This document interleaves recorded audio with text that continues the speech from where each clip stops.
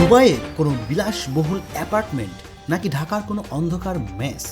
শহীদ শরীফ ওসমান হাদি হত্যা মামলার প্রধান আসামি শুটার ফয়সাল করিম মাসুদ আসলে কোথায়? দীর্ঘদিনের নীরবতা ভেঙে ফেসবুকে লাইভে এসে তিনি দাবি করলেন তিনি দুবাইয়ে গোল্ডেন ভিসা নিয়ে আছেন। কিন্তু তার এই ভিডিওই যে তার গলার ফাঁস হয়ে দাঁড়াবে তা হয়তো তিনি স্বপ্নেও ভাবেননি। আজকের এই ভিডিওতে আমরা প্রমাণ করে দেব ফয়সালের দুবাই নাটক আসলে প্রশাসনের চোখে ধুলো দেওয়ার এক ব্যর্থ চেষ্টা। এক সেকেন্ডও স্কিপ করবেন না, কারণ সত্যটা আপনার লোম খাড়া করে দেবে। ফয়সাল দাবি করেছেন তিনি দুবাইয়ে, কিন্তু আমাদের ইনভেস্টিগেশন টিম তার লাইভ ভিডিওর অডিও ট্র্যাকটি গভীরভাবে বিশ্লেষণ করে চমকপ্রদ তথ্য পেয়েছে।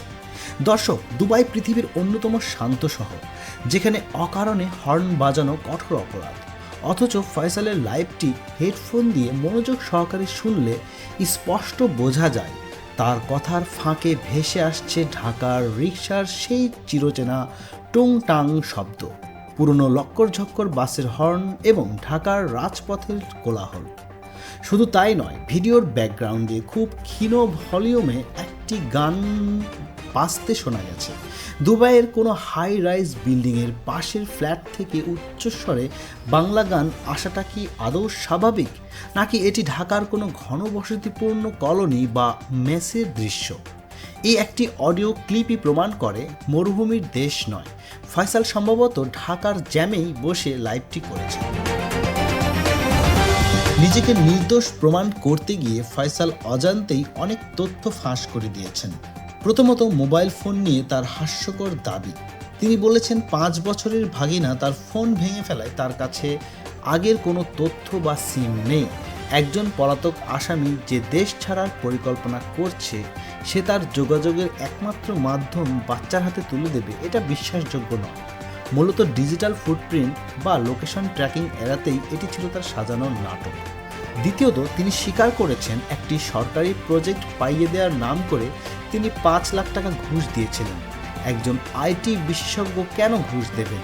নাকি এই টাকা ছিল হাদি হত্যার ষড়যন্ত্রের বা পালানোর ফান্ডের অংশ? ফয়সাল দাবি করেছেন হত্যাকাণ্ডের 10 মিনিট আগে তিনি ঘটনাস্থল ত্যাগ করেন। তদন্তকারীরা একে দেখছেন কাকতালীয় ঘটনা হিসেবে নয়, বরং সুপরিকল্পিত রেকি হিসেবে। যদি হাদি সেখানে উপস্থিত আছেন কিনা এবং পালানোর রাস্তা ক্লিয়ার আছে কিনা তা নিশ্চিত করতেই শুটার ফয়সাল সেখানে বাইক নিয়ে হাজির হয়েছিলেন। তার দেখানো ভিসার কপিটিও এডিট করা বা ভুয়া হওয়ার প্রবল সম্ভাবনা রয়েছে। সব তথ্য প্রমাণ ও অডিও বিশ্লেষণ এটাই নির্দেশ করে যে ফয়সাল দুবাই নয়, বরং দেশের ভেতরে বা বর্ডারের খুব কাছাকাছি কোনো প্রভাবশালী মহলের আশ্রয়ে লুকিয়ে আছেন। লাইভে এসে তার এই মায়াকান্না মূলত তদন্তের মোড় ঘোরানোর চেষ্টা। দর্শক, হাদির আত্মা তখনই শান্তি পাবে যখন এই চিহ্নিত খুনিকে আইনের আওতায় আনা হবে। প্রশাসনের দৃষ্টি আকর্ষণ করতে এবং ফয়সালের এই ভুয়া লোকেশন নাটক ফাঁস করতে ভিডিওটি এখনই শেয়ার করুন। কমেন্টে লিখুন হাদি হত্যার বিচার চাই। সত্য উন্মোচনে আমরা আছি আপনার পাশে। পরবর্তী আপডেটের জন্য চ্যানেলটি সাবস্ক্রাইব করে বেল আইকনটি চেপে দিন। ধন্যবাদ। ঠিক এই টাকার উপরে আমি 5 লাখ টাকা লোন নিয়েছি ব্যাংক। হাদিকে আমি 5 লাখ টাকা দিয়েছি, তার প্রমাণ হচ্ছে হাদি যখন আমার কাছে টাকা চায়। তোমরা যে স্বরাষ্ট্র উপদেষ্টা থেকে বের করতে চাইতেছো আমরা কোথায় আছি, সে তো বলবে না আমরা কোথায়। তাকে তো আমরা কিনে ফেলাইছি। আমাকে খুব মিথ্যাভাবে ফাঁসানো হয়েছে। আমি বলছি জড়িত না, বাবা মা জড়িত না।